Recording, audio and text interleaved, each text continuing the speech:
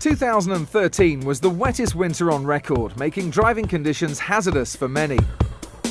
In wet weather, it's essential that your tyres have enough tread depth to remove water from the road surface so it can grip the road and stay in control. Typically, a car fitted with good tyres can clear enough water from the road to fill a bucket in 7 seconds.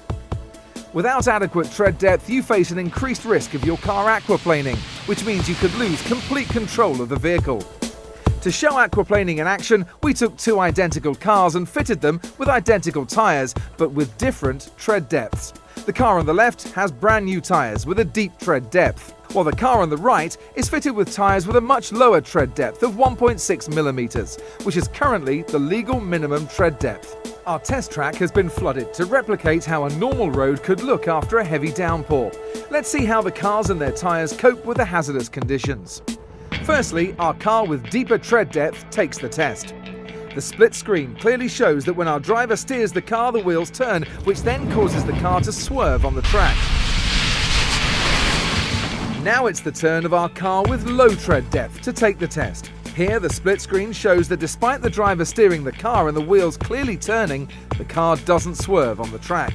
Let's have another look at the car's movement on the track in a closer comparison.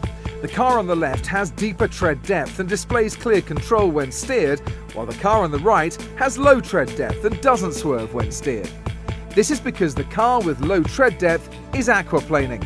So why does this happen? This graphic demonstrates what happens when a tyre with insufficient tread depth comes into contact with too much water on the road.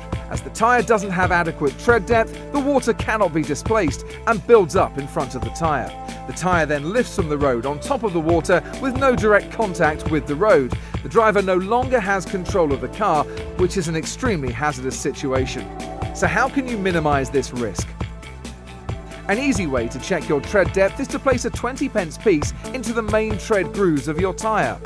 If the outer rim of the 20p is obscured, as this one is, then your tyres are above the legal minimum tread depth. If you can see the rim above the tread, these may be dangerously low and should be checked by a tyre professional. When buying new tyres, you can also compare their wet grip performance by looking at the rating on its label.